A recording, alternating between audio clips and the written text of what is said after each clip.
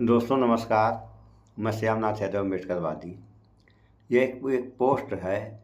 इसका लेख है, भारत में आईएसआई ने जासूसी के कामों के लिए मुसलमानों से ज़्यादा हिंदुओं को भर्ती किया है। ये कहना है अजीत डोभाल, राष्ट्रीय सुरक्षा सलाहकार। पोस्ट देखें आप लोग, ये रहा पोस्ट। तो क्या कह रहे हैं कि आईएसआई जो पाकिस्तान की एक गुप्तचर संस्था है, उसने जो है भर्ती किया है मुसलमानों से ज़्यादा हिंदुओं को। और मुसलमान तो बदनाम है ही हैं, और मुसलमानों से ज़्यादा जो है बदनाम तो इनको होना चाहिए।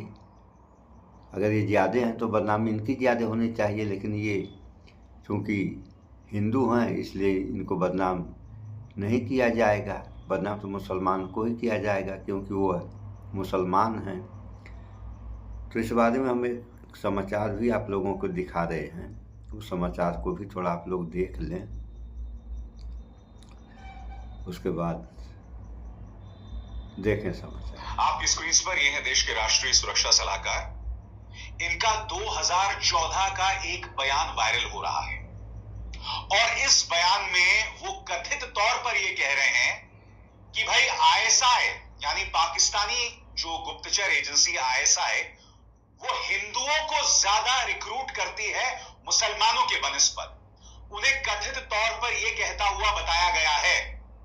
दिलचस्प बात यह है दोस्तों, जैसे ही ये बयान वायरल होता है तो जैसा कि आप मनी कंट्रोल की इस खबर में देख सकते हैं, अंबानी के न्यूज चैनल की इस खबर में देख सकते हैं, ये दोनों एजेंसी सामने आती हैं और कहती हैं कि राष्ट्रीय सुरक्षा सलाहकार अजीत डोभाल ने कहा है कि ये एआई है, डीप फेक है।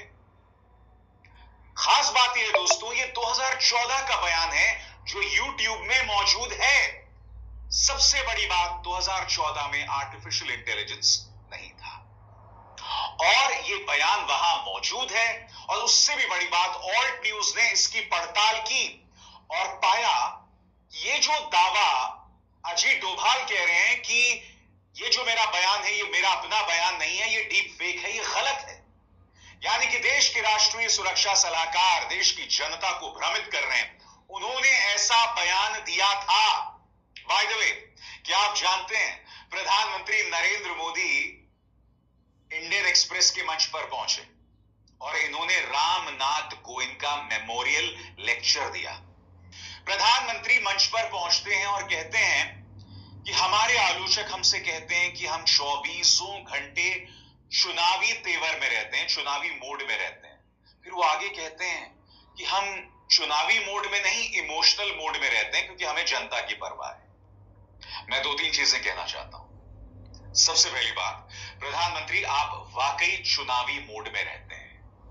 देश का कोई भी प्रधानमंत्री, आजाद भारत के इतिहास में कई प्रधानमंत्री रहे हैं, मगर प्रधानमंत्री आप हमेशा चुनावी मोड में रहते हैं। और इसकी एक छोटी सी मिसाल मैं आपको बताता हूं। पहलगाम हमला हुआ था, आपने अपनी सऊदी अरब की यात्रा रद्द कर दी। आप पहलगाम नहीं गए थे प्रधानमंत्री, आप कहां चले गए थे? आप बिहार चले गए थे, वहां पर एक रैली को संबोधित करने। उसके बाद आप चले गए थे आंध्र प्रदेश, उसके बाद आप चले गए थे कहां? केरल। आप 24 घंटे चुनावी मोड में रहते हैं। सुन लिया आप लोगों ने, ये हाल है इस देश के जनता का। तो अजीत डोभाल हैं जो राष्ट्रीय सुरक्षा सलाहकार हैं, कहने को कह दिए, सही कह दिए, लेकिन जब बात उछल गई तो कह रहे हमने गलत कहा। अरे मतलब हमने कहा ही नहीं, ये गलत तरीके से पेश किया गया। बताइए, ये हाल है इस देश के कर्णधारों का, तो देश और देश की जनता का क्या होगा? इन सब बातों पर विचार करें आप लोग, भाईचारा बना कर रहें। सो इस वीडियो में इतना ही। स्वच्छता अपनाएं, शुद्ध खाएं, स्वस्थ रहें, शिक्षित बने। जय विज्ञान, जय संविधान। नमस्कार।